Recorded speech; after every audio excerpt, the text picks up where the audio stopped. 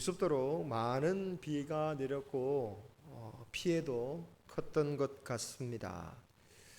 어저께 제가 자전거길을 한번 오래간만에 가봤더니 자전거 길도 끊겼고 옆에 그 울타리도 다 무너지고 나무가 무너지고 정말 길이 정말 엉망이더라고요. 지난번에도 마을 여기저기 물이 정말 무섭게 넘치고 흐르면서 또 여전히 비는 끝없이 내리고 있을 때 참 저는 이런 기도가 절로 나왔습니다. 그 옛날 노아를 건져 주셨던 것처럼 우리 성도들을 주님 보호하여 주시옵소서. 무섭기도 하고 또 안타깝기도 한 이런 일들을 겪으면서 성도인 우리는 이런 재앙들이 하나님께서 미리 알려주셨던 일들이라는 것을 항상 염두에 두어야 됩니다. 그렇기에 이런 재앙들은 우리에게 절망만 주는 것이 아니라 오히려 우리에게 어떻게 살아야 될 것인가를 깨우쳐 주는 것이기도 합니다. 주님이 오실 때가 가까이 올수록 이런 일들이 더욱더 자주 일어날 것이고 더 크게 일어날 것이라고 하셨어요. 그래서 이런 재앙을 만날 때마다 왜 이런 일이 일어나야 됩니까? 라고 한탄할 게 아니라 정말 말씀대로 이 세상이 마지막 날을 향해 가고 있음을, 그래서 우리는 말씀대로 더욱더 깨어 있어야 됨을 느끼는 우리 모두가 되기를 소망합니다. 그런데 성경에서 나오는 마지막 시대라는 것은 오늘날을만 일컬었거나 또는 앞으로 올 장래의 시간만을 말하는 게 아니라 사실은 이미 예수님이 오실 때부터 시작된 때가 마지막 시대였다라는 것을 우리는 계속해서 보았습니다. 주님이 이 땅에서 사역을 시작하실 때 처음으로 외쳤던 말씀이 회개하라, 천국이 가까이 왔다. 무슨 말입니까? 하나님 나라가 시작되었다라는 거예요. 마지막 때가 시작되었다라는 것을 외치고 시작하셨습니다. 그래서 초대교회 성도들은 자신들이 죽기 전에 주님이 오실 것이라고 믿었어요. 그래서 세상의 것에 대해서 더욱더 미련을 두지 않았고 오직 주님 앞에 설 때에 부끄럼 없이 서기 위해서 모든 것을 내어드리는 삶을 살 수 있었던 것이죠. 비록 주님께는 시간이 하루가 천년 같고 천년이 하루 같다는 베드로의 고백처럼 이 두 번의 천년이 지나도록 주님이 오시지는 않았지만 그럼에도 불구하고 그들이 착각하고 그들이 오해해서 잘못된 삶을 산 게 아니다라는 거예요. 왜냐? 지금이라도 당장 주님이 오실 것으로 우리는 알고 늘 깨어서 살아가는 것, 그것이 바로 주님이 우리에게 말씀하신 것이기 때문입니다. 문제는 이렇게 하루가 천년 같고 천년이 하루 같은 주님의 시간 속을 살면서 기다리다 보니까 우리 신앙이 무뎌지는 거예요. 마지막 때가 마치 오지 않을 것처럼, 그래서 하늘에 바라보기보다는 이 땅만을 바라보면서 살게 된다는 거죠. 그러다가 이렇게 무서운 재앙을 만나게 되면 우리가 정신이 퍼져 뜨는 거죠.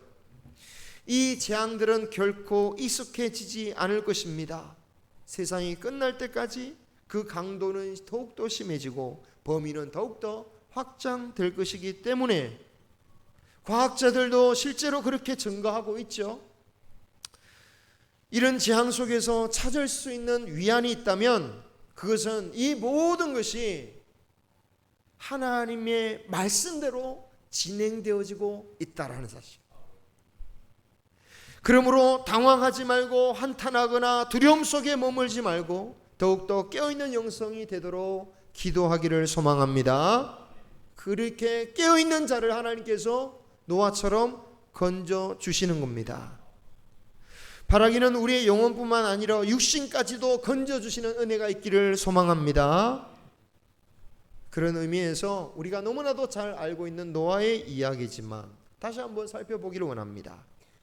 노아가 선택을 받을 수 있었던 데에는 창세기 6장 9절 말씀을 보시면 그가 의인이었다. 당대의 완전한 자라고 인정받았기 때문이었습니다. 오늘 말씀에도 똑같은 말씀이 있죠. 이 세대에서, 이 세상에서 네가 내 앞에 의로움을 보았기에 방주에 들어가라고 말씀하고 있습니다. 도무지 이 세상에서는 너를 제외하고는 의인을 내가 찾아볼 수가 없겠구나. 너는 너의 가정과 함께 들어가라 라고 말씀하고 있습니다. 여러분, 재앙이 닥치고 마지막 심판이 닥치게 되면 그때에 하나님께 살려달라고 구원해달라고 하지 않을 사람이 아무도 없을 거예요. 하지만 재앙이 닥치고 나면 그때 가서 구한다고 다 구원받을 수는 없는 것입니다. 누가 구원받습니까? 오직 하나님으로부터 의롭다고 완전하다고 인정받는 자라야 구원을 받을 것입니다. 그럼 노아는 도대체 어떻게 살았기에 의롭다 완전하다라는 칭찬을 받을 수 있었습니까? 추측해 볼 수 있는 근거는 아까 6장 9절에서 노아가 의롭다, 노아가 완전하다라는 말씀, 그 직전에 그 말씀을 하시면서 그가 하나님과 동행했다라는 그 말씀을 통해서 우리가 추측해 볼 수가 있어요. 그 말씀, 하나님과 동행했다라는 그 말씀을 다르게 표현하면 하나님께서 인도하시는 길로 갔다라는 거예요. 따라갔다라는 거예요. 노아의 모습, 특히 홍수 이후의 삶을 볼 때에 정말 노아는 하나님이 보시기에 정말 완벽하게 살았느냐? 완전한 사람이냐? 라고 정말 그렇게 볼 수 있을까 싶을 만큼 어찌 보면 하나님의 말씀과 달리 좀 뭔가 부족해 보이는 모습이 보인다라는 거예요. 어떤 일을 합니까? 그가 술에 취해서 포도주에 취해서 옷을 홀라당 다 벗는 그 주정을 부리잖아요. 그리고 또 자신의 부끄러운 그 주정을 들춰냈다고 자신의 아들인데 함에 그 아들의 후손들에게 저주를 내리는 모습을 보면 우리 기준으로만 봐도 노아가 정말 그렇게 완벽한 사람인가? 하나님이 정말 왜 노아를 완벽하다고 하실까? 라는 생각이 들 정도라는 거예요. 그런데 여러분, 이 노아가 의롭다고 인정받았던 것은 하나님과 동행했기 때문이라는 거예요. 하나님과 동행했기 때문에 그가 의롭다라는 겁니다. 이 말씀이 세상 권력처럼 하나님과 한편이기 때문에 죄를 지어도 죄가 아니고 죄를 묻지도 않는 그런 식의 말씀이 아닙니다. 물론 이런 식으로 믿는 사람들이 있어요. 아주 위험한 신앙입니다. 내가 하나님을 믿으니까 어떤 죄를 지어도 하나님이 다 용서해 주셨으니까 나는 어떤 죄를 지어도 상관없다. 하지만 만약에 용서해 줄 것을 믿고 죄를 편하게 짓는다면, 죄를 떠나지 않는다면 그는 죄와 함께 있는 것이고 육신의 삶을 사는 것이고, 바울은 명백하게 말하는 것이에요. 육신의 길을 가면 육신대로 멸망한다. 그런 사람은 자신이 마음속에서 나는 그래도 하나님과 동행해 라고 생각할지 모르지만 그것은 착각일 것입니다. 왜? 악은 하나님과 함께 할 수 없기 때문에. 그렇다면 노아도 부족한 사람인데 어떻게 주님과 동행할 수 있었을까요? 그것은 우리가 하나님으로부터 의롭다함을 받은 것과 똑같은 이치인 것 같아요. 똑같은 이치다. 자신의 죄를 사하는 진정한 제사를 통하여 용서받고 회개함으로 죄를 해결했고, 그리고 하나님께서 인도하시는 길을 따라갔다라는 거예요. 우리가 세상 사람과 크게 다르지 않음에도 불구하고 우리가 어떻게 하나님으로부터 의롭다함을 받습니까? 예수 그리스도로 말미암아 죄를 용서받았기 때문에, 그리고 진심으로 회개했기 때문에 이제 하나님이 인도하시는 길을 성령을 쫓아 따라가기 때문에, 그 길을 가고자 하기 때문에, 그 은혜를 구하기 때문에 하나님의 의롭다함을 받을 수 있었다라는 것입니다. 우리가 주님의 은혜로 말미암아 의인이 된 것처럼 노아도 하나님의 은혜로 말미암아 의인이 된 거예요. 그래서 아까 6장 9절에 그렇게 의롭다 완전하다 하고 하시기 전에 그 바로 앞절 6장 8절에 이 말씀부터 먼저 하고 있어요. 노아는 여호와께 은혜를 입었더라. 이에 따라서 신약의 히브리서에서도 11장에 보면 노아가 의를 행함으로 의롭다라고 평가하지 않고 노아도 의를 상속받은 자다. 의를 받은 거예요. 내가 의를 행해서 의롭다가 아니라 노아도 의를 받은 거예요. 어떻게? 진정한 제사를 통하여 자신의 부족함을 하나님께 내려놓고 하나님의 길을 따라가니까 하나님께서 의를 주셨다라는 거예요. 의롭다고 인정해 주신 거죠. 여러분, 노아는 방주를 지어서 구원받은 게 아닙니다. 노아가 참고 인내하여 방주를 지음으로 말미암아 구원받았습니까? 그렇지 않아요. 노아의 방주를 짓기 전에 이미 구원받았습니다. 왜 그렇습니까? 하나님께 인정받은 것이 구원받은 거 아닙니까? 그렇죠? 하나님께 인정받았잖아요. 하나님께로부터 의인이다, 완전한 자다, 하나님과 동행하는 자다, 이미 하나님이 그와 함께 있는 거예요. 그죠? 그러니까 노아는 이미 구원받은 사람이에요. 그러면 방주를 짓는 건 뭡니까? 주신 은혜에 따라 헌신하는 것이다 라는 거예요. 방주는 실제적으로 자신의 구원을 위해서 짓는 게 아닙니다. 누구를 위해 짓는 것일까요? 바로 자신의 가족과 이 세상의 모든 동물들을 구원하기 위한 사명이었다라는 거예요. 여러분, 가족이 모두가 이 노아처럼 믿음의 사람이라고 볼 수 있겠습니까? 그렇지 않아요. 이 노아의 가족에도 그 자식 가운데는 함처럼 결국 이방인의 조상이 되는 아들도 있죠. 비록 방주를 통해서 육신의 구원을 받았다고 해도 노아처럼 하나님께 인정받는 자들은 아니었다라는 거예요. 마치 롯처럼. 나중에 롯도 그렇잖아요. 롯이 구원받을 때 천사들이 뭐라고 합니까? 너와 관련된 사람이라면 다 건져내라. 그래서 롯이 자신의 사위들에게 달려가는 거잖아요. 그 사람들이 의롭지도 않았고 구원받을 자격도 없지만 오직 롯과 관련되기 때문에 하나님께서 구원해 주시겠다고 하신 거예요. 어찌 보면 노아의 가족도 마찬가지다라는 거예요. 노아의 가족도 그들이 노아처럼 인정받았기 때문에 구원받은 게 아니라 노아의 가족이었기 때문에 구원받을 수 있었고, 노아는 그들을 위하여 방주를 지었던 겁니다. 그 헌신의 사명을 받은 거죠. 그 헌신의 수고가 쉽지 않습니다. 가족이 몇 명입니까? 8명. 그 중에서 남자 4명. 그들 데리고 물이 새지 않는 거대한 방주를 만들어야 했으니 얼마나 엄청난 고난이었을 것입니까? 게다가 하나님께서 동물들을 부르셨는데 먹이는 또 안 주셨어요. 먹이는 너희들이 구해라. 와, 먹이 구하는 것만 해도 엄청난 일 아닙니까? 그죠? 우리가 은혜로 구원을 받았다라는 말씀이요, 아무런 행위할 필요가 없는 것으로 이해해서는 안 됩니다.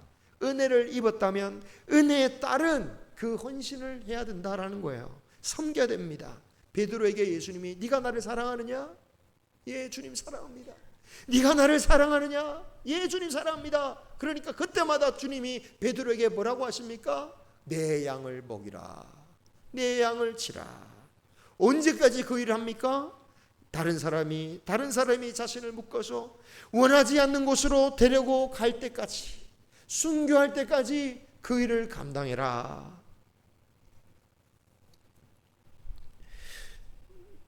우리도 예수 그리스도를 믿음으로 구원의 방주에 오른 사람인 줄 믿습니다. 그렇다면 노아가 그렇게 방주에 오르기 위해서 방주를 지었던 것처럼 우리도 방주를 지어야 돼요. 우리에게 방주는 무엇일까요? 교회당일까요? 누누이 저는 교회당이 아니라고 했죠. 교회당은 방주가 아닙니다. 방주는 무엇입니까? 그리스도입니다. 그리스도, 예수님, 예수 안에 거해야 된다라는 거예요. 아니, 예수님이라면 우리가 뭘 짓습니까? 교회입니다.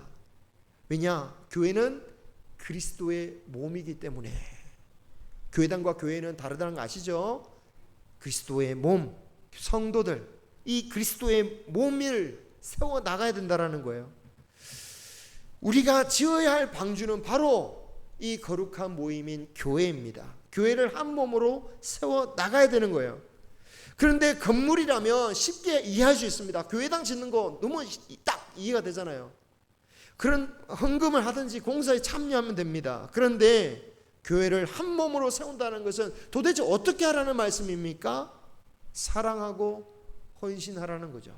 사랑하고 헌신하고 겸손하고 인내하고 용납하고 허물을 덮어주고, 이러한 사랑의 헌신이야말로 교회를 한 몸으로 세우는 것입니다. 그래서 바울이 사랑을 그토록 강조한 거예요. 사랑이 없으면 아무리 기적이 있어도, 아무리 산을 옮겨도, 대단한 일을 해도 그 일은 뭐라고요? 아무것도 아니라고 했어요.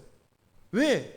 한 몸이 되지 않으니까. 사랑이 없으면 한 몸이 안 되잖아요. 진정한 부흥이란 게 뭡니까? 그리스도의 몸이 성장하는 겁니다.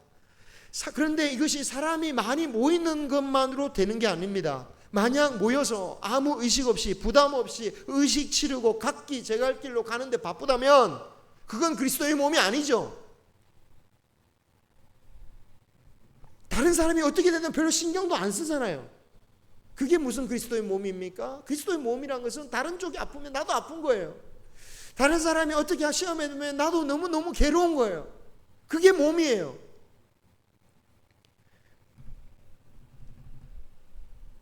그래서 그리스도의 몸이 아니라면 그게 아무리 커도 주님께 아무런 의미가 없는 것이죠.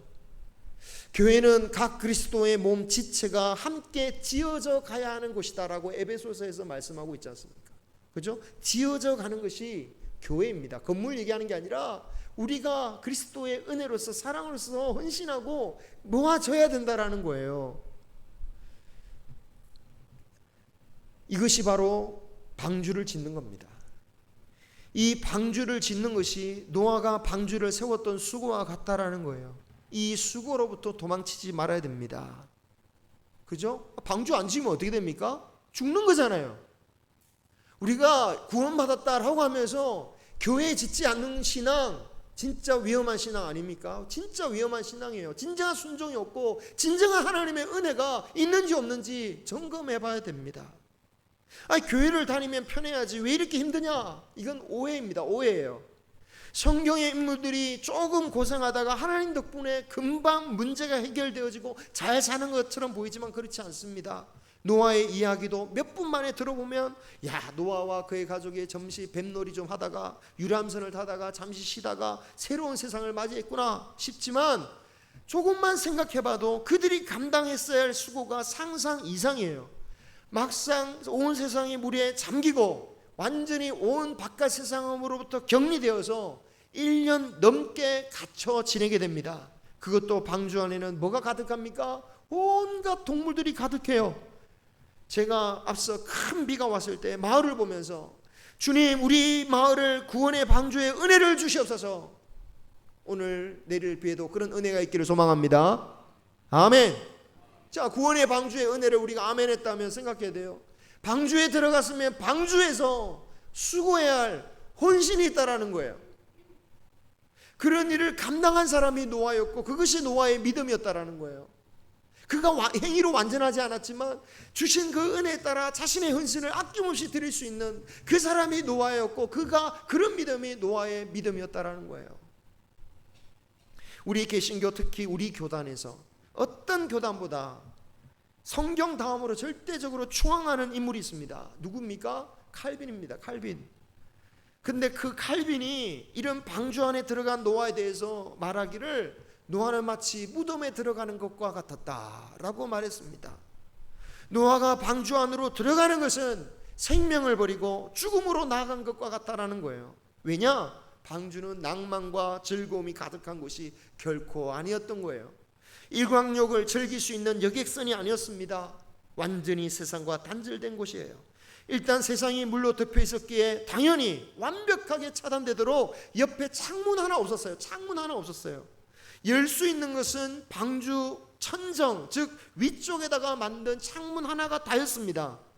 방주 크기가 얼마 정도였냐면 축구장 3배 정도의 넓이에 3층 구조로 되어 있었어요. 그래서 축구장 총 9개 정도의 면적이 되는 거죠. 그런데 그 창문은 어딨냐면 3층 그 맨 꼭대기에서 천정에서 약 45cm 밑에 아래로 만들었다고 해요. 그러니까 3층까지 축구장 9개 면적에 달하는 그 면적에다가 달랑 그 창문 하나로 1년하고도 보름 조금 넘는 시간을 버텨야 됐다는 거예요. 이런 상태에서 수많은 동물들을 돌보았으니 그 노아의 방주 안은 어땠을까요? 하나님께서 똥 안 싸게 하셨을까요? 일단 먹긴 먹었잖아요, 그죠? 우리 성도님들 너무 잘 아실 거 아닙니까? 특히 축사하고는 전혀 상관이 없었던 칼빈은 상상만 해도 지옥 같았다는 거예요. 구원의 방주는 호화 유람선이 아니다. 좋은 객실로 안내받아서 편하게 즐기면서 누군가 나를 시험 들지 않게 서비스 받아가면서 그렇게 지내다 보면, 그렇게 방주 안에 있다 보면 목적지까지 어느새 도착하는 그런 배가 아니다. 방주에 들어갔으면 방주 안에 역할이 있는 법입니다. 아니, 방주에 들어갔으면 구원받은 건데 왜 구원받은 사람이 고생해야 됩니까? 이 놀라운 또 하나의 또 반복, 수없이 반복하는 제 얘기를 하겠습니다. 노아의 방주가 구원을 의미하지만 완전한 구원을 의미하는 겁니까? 아니에요. 완전한 구원이 되려면 어떻게 됩니까? 다시 노아의 방주의 문이 열리고 새로운 땅으로 나가는 거죠. 그죠? 그래서 방주에 들어가는 것은 구원은 시작되었으나 아직 완성되지 않은 그 구원의 시간을 살아가는 우리의 모습을 그대로 보여주고 있는 것이다라는 거예요. 그래서 우리의 믿음 생활은 뭐와 같다? 방주 생활과 같다. 방주 안에서 그렇게 수고롭게 사는 것이 이 땅에서 우리가 결코 쉽게 구원의 삶을 사는 게 아님을 그대로 보여주고 있는 모습이 방주다라는 것입니다. 그러므로 우리가 구원받은 우리가 어려움을 당하고 수고와 고생을 해야 하는 것에 대해서 고통스럽고 하나님 제발 이것을 풀어주시옵소서 당연히 기도해야 됩니다. 정말 주님 앞에 더욱더 의지해야 됩니다. 하지만 당황하지는 마시기 바랍니다.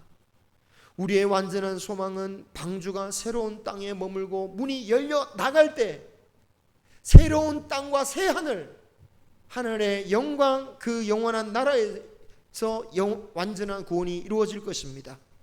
그 전까지는 구원은 받았지만 여전히 방주에 머물러야 하는 이 시간 속에는 어찌 보면 칼빈이 말한 것처럼 죽음과도 같은 시간이 될 수도 있다. 엄밀하게 말하자면 그리스도를 위하여 옛사람을 스스로 죽음으로 몰아가는 인생을 살아가는 것이 우리 그리스도의 신앙이다라는 거죠. 사랑하는 성도 여러분, 하나님은 우리에게 여전히 구원의 방주를 짓도록 명령하셨다는 거 믿으십니까? 예, 우리 방주를 지어야 되는 거예요. 교회의 몸을 함께 지어가는 저와 여러분이 되기를 소망합니다. 지어갑시다. 예, 방관하지 말고 도망치지 말고 같이 못질하시기 바랍니다. 같이 무게 좀 듭시다. 물론 다 똑같이 저처럼 막 더 많은 것을 할 수는 없을지 모르겠지만 그래도 옆에 물이라도 따라주고 격려라도 하고, 예, 떠내려가는 쓰레기라도 줍고 나뭇가지라도 줍고 그렇게 방주를 지어갈 수 있기를 소망합니다. 그런데 여러분, 저는 묵상해 보면서 은혜를 받은 게 노아의 방주보다 우리의 방주가 훨씬 좋은 방주를 지으라고 하셨구나. 왜냐하면 노아의 방주는 비가 오기 시작하니까 어떻게 됩니까? 닫혀버려요. 밖에서 사람들이 난리를 치고 살려달라고 해도 문을 열 수가 없어요. 죽어가는 소리를 다 들어야 되는 거예요. 아무도 자신들 외에는 구원받은 사람이 아무도 없는 거예요. 여러분, 그 사람들이 죽어갈 때 방주 안에 있던 노아는 행복했을까요? 나는 살아남았구나, 아이고 하나님 기뻐합니다, 나는 참 즐겁습니다 라고 했을까요? 너무 괴롭지 않았을까요? 여러분, 비가 올 때 어떻습니까? 내 짐 안전하니까 즐겁습니까? 즐겁지 않잖아요. 뉴스를 통해 비극을 당하는 사람 보면서 괴롭잖아요. 하나님은 악인의 멸망을 기뻐하시지 않아요. 그게 하나님의 심정이다라는 거예요. 하나님의 마음을 닮은 의인도 마찬가지예요. 악인의 멸망을 기뻐하지 않습니다. 의인이었던 노아 역시 괴로웠을 거예요. 왜 그는 살아남아서 즐겁게 살지 못하고 술에 취해서 그렇게 옷이나 벗고 있었을까? 왜 아들에 대해서 그런 험악한 말까지 했을까? 아마 노아도 그렇게 마냥 기뻐만은 않았을 것이다 라는 거예요. 고통스럽죠. 나가보면 아무도 안 남아있는데요, 뭘. 하지만 우리가 짓는 방주는 어떻습니까?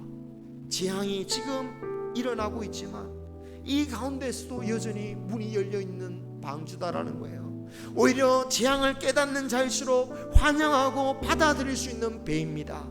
하나님은 더 이상 회개의 기회가 주어지지 않는 다른 자들을 배격하는 그 노아의 방주를 만들라고 우리에게 이 방주를 짓는 게 아니라, 이 방주를 짓는 가운데서도 한 명의 영혼이라도 이 재앙 가운데 깨달은 자가 있으면 그 영혼을 태우라는 방주를 지으라고 명령하고 계시다라는 거. 이게 우리에게 참 은혜다.